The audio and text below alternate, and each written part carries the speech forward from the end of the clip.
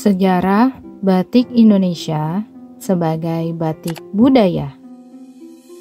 Tahukah kamu, batik merupakan kerajinan yang memiliki nilai seni tinggi dan telah menjadi bagian dari budaya Indonesia sejak lama.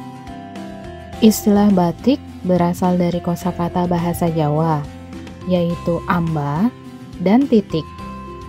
Amba artinya kain, sedangkan titik artinya cara memberi motif pada kain menggunakan malam cair dengan cara dititik-titik. Sejarah batik di Indonesia. Pada abad ke-17 Masehi, batik hanya dituliskan di daun lontar dan papan rumah adat Jawa dengan pola yang dibuat rata-rata tanaman dan hewan.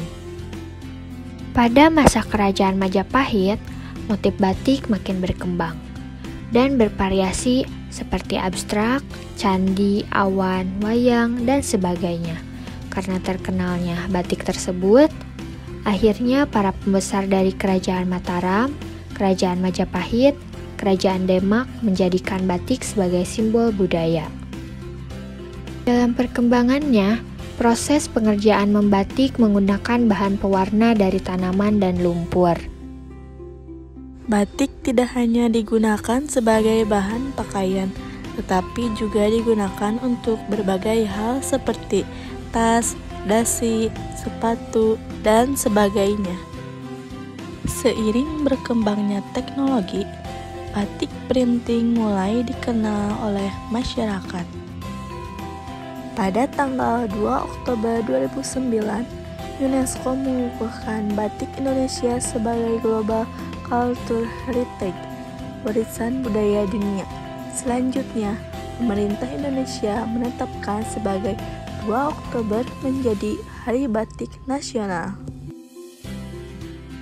Tahapan membuat batik tulis. Batik tulis adalah batik yang dibuat di mana canting dipakai sebagai pen untuk menulis atau menggambar.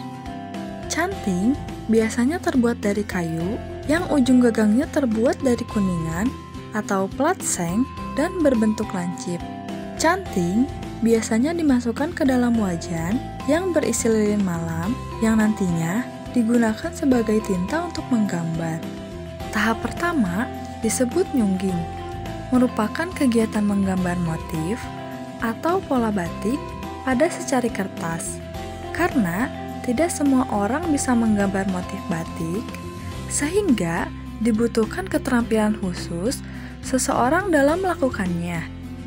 Tahap kedua adalah jiplak, merupakan kegiatan memindahkan gambar dari kertas tadi ke dalam kain yang akan digunakan sebagai bahan untuk membatik. Tahap ketiga disebut ngelowong, adalah proses menempelkan lilin malam pada kain dengan media canting, di mana pada proses ini motif batik akan mulai terlihat. Tahap keempat adalah nyiseni, merupakan proses untuk memberi isian atau yang populer dengan mengisi motif pada kain yang sesuai gambar motif yang sudah digambarkan di tahap pertama, dan tahapan ini juga menggunakan media canting. Tahap kelima disebut nyolet, adalah proses mewarnai pada bagian-bagian gambar motif yang terlihat sering seperti kembang, bunga, dan lainnya. Tahap keenam disebut mopok, adalah tahapan dengan menutup bagian yang dicoret dengan lilin malam. Tahap ketujuh adalah ngelir, atau tahapan di mana proses pewarnaan dilakukan secara menyeluruh pada kain. Dan tahap kedelapan adalah ngelorot, merupakan proses terakhir dalam meluruhkan lilin malam dengan menggunakan air mendidih. Nah, demikian tahapan dalam membuat batik tulis yang sering digunakan untuk membatik.